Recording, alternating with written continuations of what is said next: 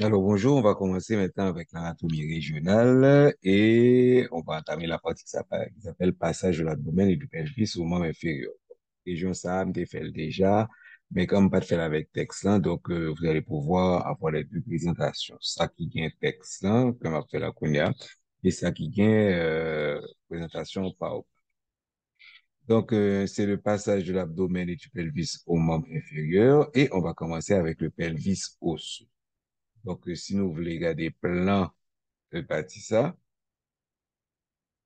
donc on a fini avec la vue globale, on entame l'anatomie régionale et c'est passage de l'abdomen bis au membre inférieur. Et la partie ça, on va étudier le pelvis osseux, le fémur proximal, l'articulation de la hanche, l'accès au membre inférieur, nerfs, artères, veines lymphatiques, fascia profond hiatus et le trigone fémoral. Donc, tout ça fait partie de passage de l'abdomen et du pelvis au membre inférieur.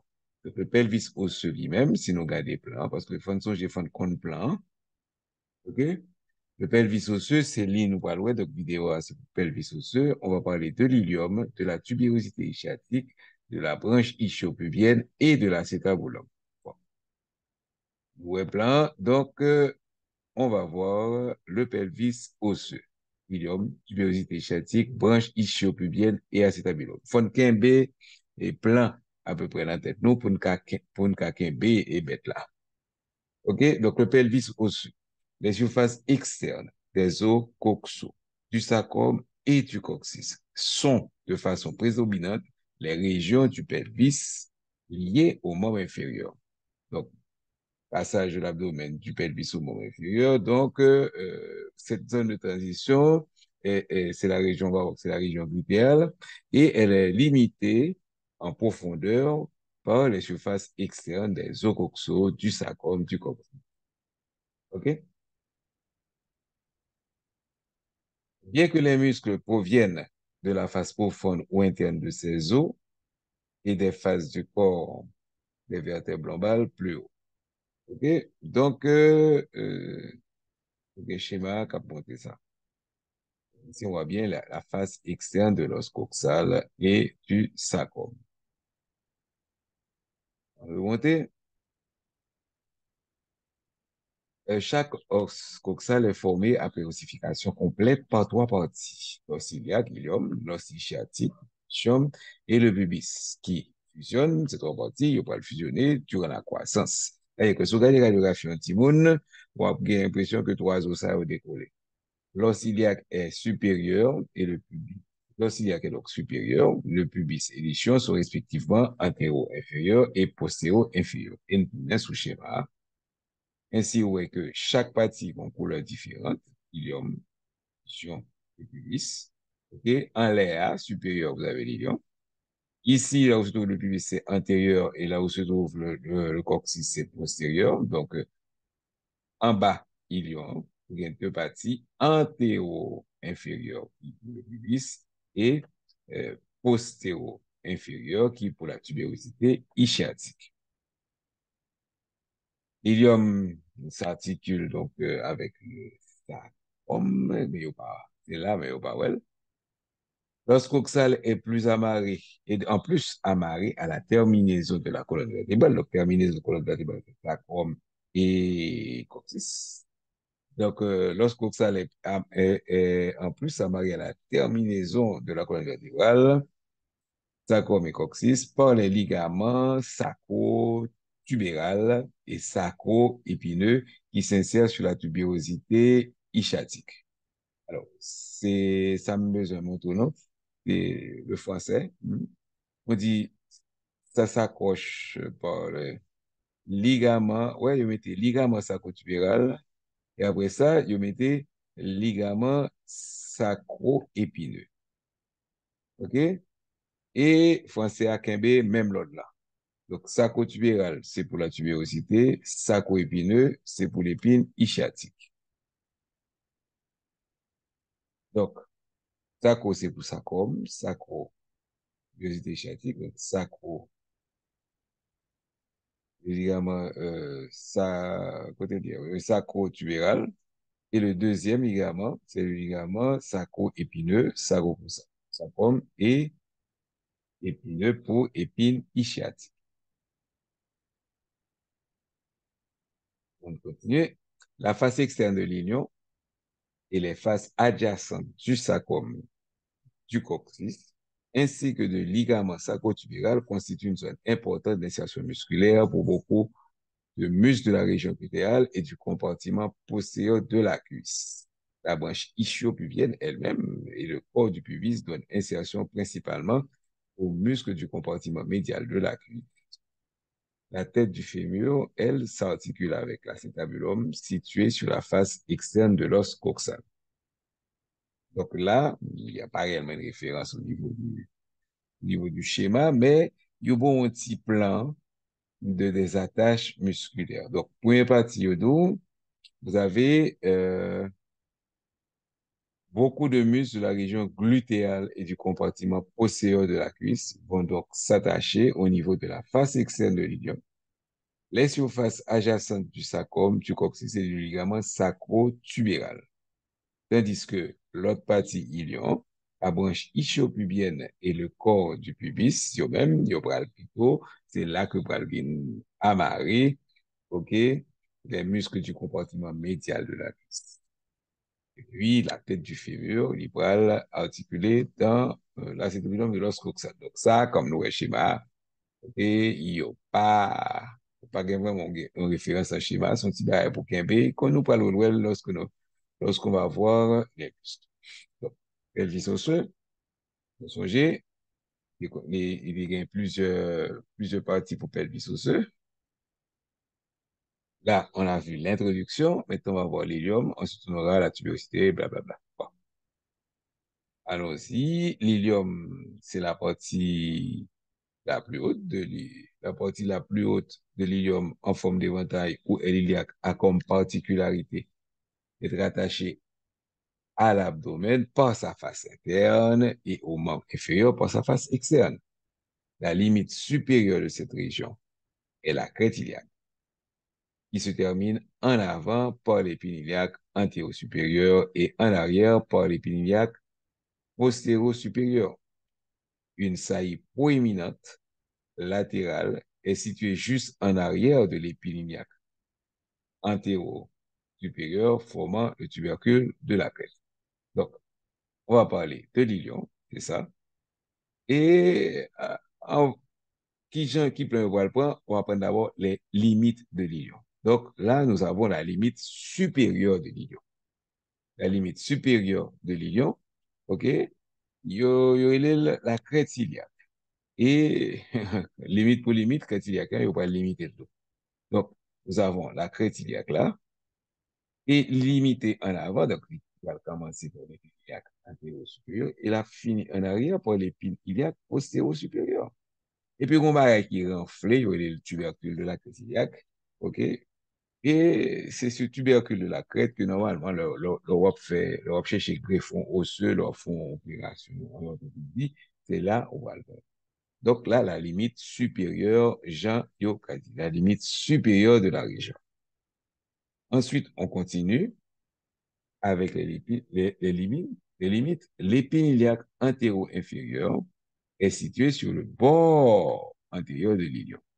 OK? Donc, première limite qu'on était, ouais, c'était iliaque. Deuxième limite que nous voyons là, c'est le bord antérieur de l'ilion. OK? Donc, l'épine iliaque antéro-inférieure est située sur le bord antérieur de l'ilion. Le bord antérieur de l'ilion rejoint le pubis au niveau d'une élévation qui constitue l'éminence ilio-pectinée. Ouais, c'est ça. Donc, nous finissons avec la limite supérieure.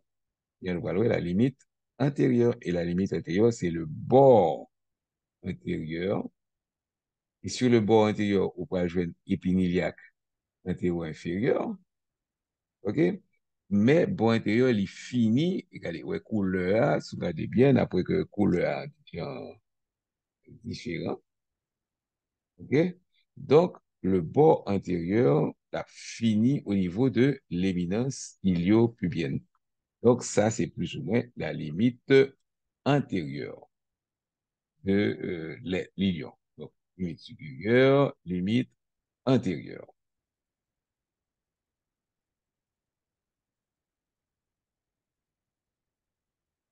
Et quand on fin by toute limite ça, OK, on va parler de la surface maintenant. La surface glutéale de l'iliaque regarde en dehors et en arrière, donc sous côté avec des haies. Et cette surface est limitée en haut par la crête iliaque.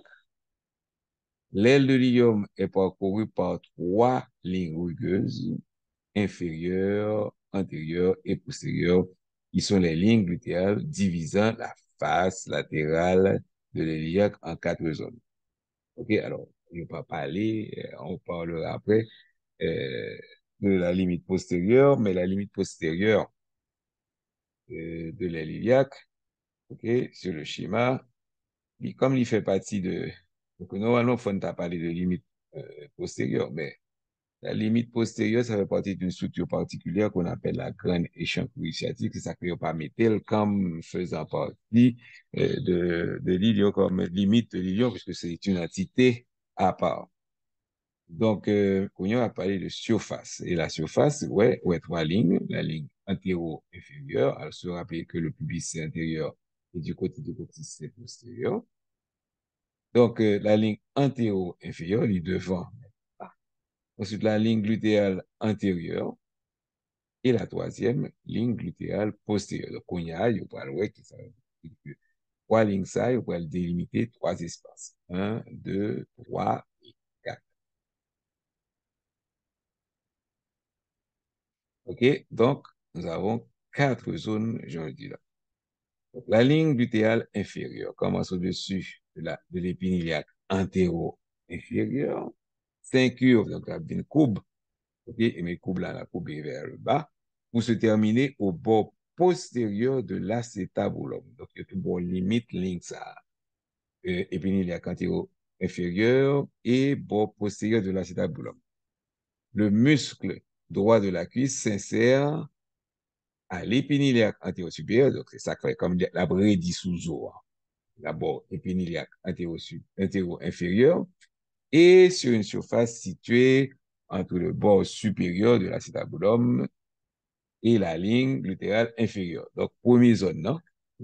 Quatre zones, première zone, non? Nous, qui ça la donne, c'est justement le muscle droit de la cuisse. Donc, on fait une petite paragraphe, ça, on a tourné dans le schéma, et on revoit ainsi. Nous avons la ligne, OK? La ligne glutéale inférieure, la commencé au niveau de l'épine iliaque antéro-inférieure, et puis, ouais, ils font courbe, ça veut dire le 5, et la ville rejoigne le bord supérieur de l'acétabulum. Il y a zone ici. Premièrement, épine iliaque qui s'accrédite sous lui, qui fait que le gain épine iliaque antéro-inférieur fait le muscle droit, et on y a les points insérés sur surface ça. OK? Muscle droit de la cuisse. Ensuite, vous avez la ligne glutéale antérieure, toujours limitant. Ça part du bord externe de la crête iliaque et s'incurve comme la ligne glutéale inférieure, s'incurve vers le bas, traversant l'aile iliaque pour disparaître au-dessus du bord supérieur de la grande incisure ischiatique, au-dessus du bord supérieur de la grande incisure ischiatique. Et qui ça il va délimiter un deuxième espace, hein, c'est le muscle glutéal qui s'insère sur les liaques entre les deux lignes glutéales inférieures et antérieures. Donc, deuxième espace, hein, et c'est pas dit ça. Donc, la ligne glutéale antérieure, il est de la iliaque, et arrivée au bord supérieur de la grande échancrure sciatique. Et sous ça, on va retrouver le nerf, on va retrouver le muscle glutéal, ok, petit glutéal.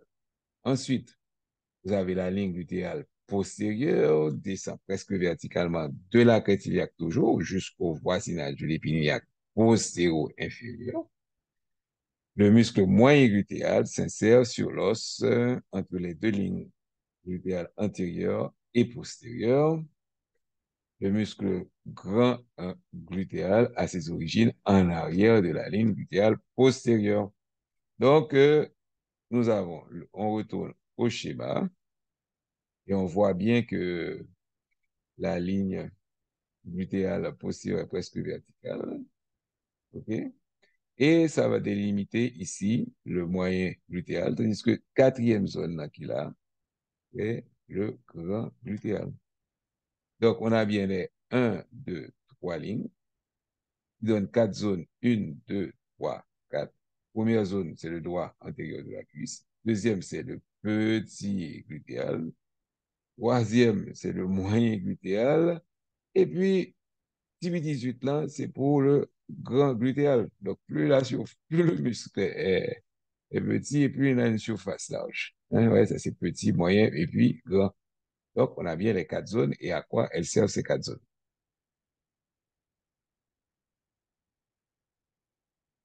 OK? On a fini avec l'ium, on va voir la tubérosité ischiatique. Bon, tubérosité ischiatique, je vais mettre là. OK? Et c'est ça, il va le déterminer. Tubérosité ischiatique. La tubérosité ischiatique est postéro-inférieure, comme on avait vu. L'ilion était en haut, le pubis postéro-antérieur, tandis que la tubérosité ischiatique postéro-inférieure, donc il redit ça devient. Par rapport à l'acétabulum. OK? Donc, c'est postéro-inférieur par rapport à l'acétabulum. Il donne insertion principalement au muscle ischio-jambier. Donc, si vous voyez les ischio-jambier, ça part de l'ischio et ça arrive à l'atome, situé à la face postérieure de la cuisse. Donc, c'est bien une région qui est postérieure. Et cette tubérosité est divisée en deux parties, haute et basse, par une ligne transversale. Vous campez là, OK? Donc, nous avons la tubérosité, OK? Il va être divisé en deux parties par une ligne transversale, OK? Et tubérosité, ça donne insertion au muscle ischio-jambier. La partie supérieure, donc deux parties, une haute et une basse. Donc, la partie haute, la partie supérieure de la tubérosité sciatique est orientée verticalement et est elle-même divisée en deux zones par une crête oblique. Alors, du moment que crête là, je dis son crête oblique, il faut avoir direction. Hein. Le plus souvent, c'est de haut en bas. Donc, elle descend, ça veut dire de haut en bas, et de dedans en dehors. Donc, il parle partie de dedans en dehors. Où se trouve dedans, où se trouve dehors. Côté sous bois qui gagne acétabulum, c'est dehors, et côté opposé, c'est dedans. Donc, nous avons bien une crête oblique qui se dirige de dedans en dehors. Et que fait cette crête oblique? OK? Elle va diviser la région en deux zones, la région supérieure. OK? Vous allez avoir une zone médiale et une zone latérale. La zone la plus médiale de cette partie supérieure est le lieu d'insertion combiné des muscles long biceps et semi-tendineux, tandis que dans la partie latérale s'insère le muscle semi-membraneux. Donc, on a cette crête-là qui a divisé la partie supérieure de la tubérosité sciatique en deux. Ça qui bord acétabulum, on se rappelle, c'est en dehors, mais elle est aussi supérieure. Elle va donner insertion euh, au muscle semi-membraneux, tandis que la partie qui est inférieure et en dedans, elle va donner insertion au muscle semi-tendineux et de la longue portion du biceps. Là, nous allons arriver de la partie inférieure. La partie inférieure, la plus basse de la tubérosité sciatique, est orientée transversalement et divisée en deux par une crête osseuse. OK? Donc, elle est divisée en deux par une crête osseuse. et la partie latérale donne l'insertion au muscle grand adducteur et la partie médiale, orientée vers le bas, est couverte par le tissu conjonctif par une bourse séreuse. Donc, deuxième partie, vous avez une crête osseuse, une partie qui est latérale pour l'insertion du muscle adducteur et une zone recouverte de tissu conjonctif par une bourse séreuse. Et il a fini avec zone ça qui est bourse séreuse. Dans la position assise, cette zone médiale, OK? Vous vous rappelez, elle est médiale. OK? Donc, une zone latérale, donc cette zone médiale, on va insister sur lui. Dans la position assise, la zone médiale supporte le poids du corps.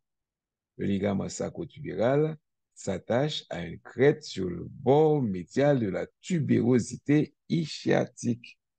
Donc, on va chercher le bord médial de la tubérosité ischiatique, qu'on appelle une crête, pour l'insertion du ligament sacro-tubéral. C'est pas très, très visible, mais il tout mettez sous schéma. Donc, ici, vous avez l'insertion du ligament sacro-tubéral. On a fini avec l'ischio. Maintenant, on va voir la branche ischiopubienne. Alors, la branche ischiopubienne, il y a parlé en gros. OK? On va parler de la face externe. On se rappelle que ça qui est en dedans, face interne, il fait partie de bassin. Donc, la face externe de la branche ischiopubienne, en avant de la tubérosité sciatique, puisque le pubis, il est antéro-inférieur. Donc, la face externe de la branche ischiopubienne en avant de la tubérosité diastique et le corps du pubis donne insertion aux muscles du compartiment médial de la cuisse. Ces muscles comprennent le long adducteur, le court adducteur, le grand adducteur, le pectiné et le gracile. Mais sur le schéma, OK, on le voit, il n'y a pas mis grand-chose pour le pubis. Il y a juste d'eau, OK, corps de l'os pubien, OK, la branche ischio-pubienne. Donc, c'est sur ça que vont s'insérer les muscles. Et comme vous voyez, on n'a pas, même j'ai été montré jusque-là, il n'y a pas montré pour le pubis. Et après le pubis, on va avoir l'acétabulum. Alors, ça qui est bon, on me là, c'est que l'acétabulum est schéma tout à côté du texte. Donc, l'acétabulum est une profonde excavation. Donc, ouais, l'acétabulum est une profonde excavation en forme de sphère située sur la face latérale de l'os coxal dans la région où l'ilion, l'ischon et le pubis se rejoignent. Il s'articule avec la tête fémorale. Donc, on parle de l'acétabulum, jonction de l'ilium, l'ischon et du pubis. OK? Et à quoi il sert? C'est l'articulation avec la tête fémorale. Quand il y a au fin situé acétabulum, même j'avais plus ou moins OK? Il va le décrire. Vous avez le bord de l'acétabulum comporte de sa partie inférieure une large encoche appelée incisure acétabulaire. Vous avez le bord de l'acétabulum, le bord inférieur, vous avez incisure acétabulaire. Ensuite, comme c'est une excavation, la paroi de l'acétabulum, il y en a parlé de tout ça, paroi, comprend une zone articulaire et une zone non articulaire. Donc, la zone articulaire, et la zone non articulaire. La partie non articulaire est rugueuse et forme une dépression circulaire. Donc, dans l'excavation, il y a une dépression qui est plus ou moins circulaire. OK? Et ça se trouve dans la partie non seulement centrale, mais la partie inférieure. OK? De l'acétabulum. Et il y a le fosse acétabulaire ou encore arrière-fond de l'acétabulum. L'incisure acétabulaire est en continuité avec la fosse acétabulaire. La fosse acétabulaire est bon, les limites de la fosse acétabulaire, ce sont les limites de l'incisure acétabulaire. Et ensuite, la surface articulaire, elle est large et coupe et occupe les segments antérieurs, supérieurs et postérieurs de l'acétabulum, qu'on appelle aussi surface semi-lunaire. Et la surface articulaire, puisque en fait, on avait décrit la fosse, donc il faut décrit la surface articulaire. La surface articulaire est en forme de croissant, et de surface semi-lunaire, et elle est plus large de sa partie supérieure, son est en partie antérieure, supérieure et postérieure, donc elle est plus large de sa partie supérieure, où la majeure partie du poids du corps est transmise du pelvis au fémur. Le croissant semi-lunaire est interrompu à sa partie inférieure, naturellement, c'est ça s'appelle tout long croissant, par l'incisure acétabulaire. La fosse acétabulaire est le siège de l'insertion de la tête fémorale, l'insertion du ligament de la tête fémorale, alors que les vaisseaux et nerfs passent par l'incisure acétabulaire. OK? Donc, ça, c'était pour la surface acétabulaire. Là-dedans, on va avoir insertion du ligament rond pour la tête fémorale, et puis vous avoir les vaisseaux qui vont passer dans cet orifice. Donc, ça, c'était l'acétabulum, et c'est fini. Donc, on va faire une prochaine vidéo pour les fractures du bassin. Au revoir et à la prochaine.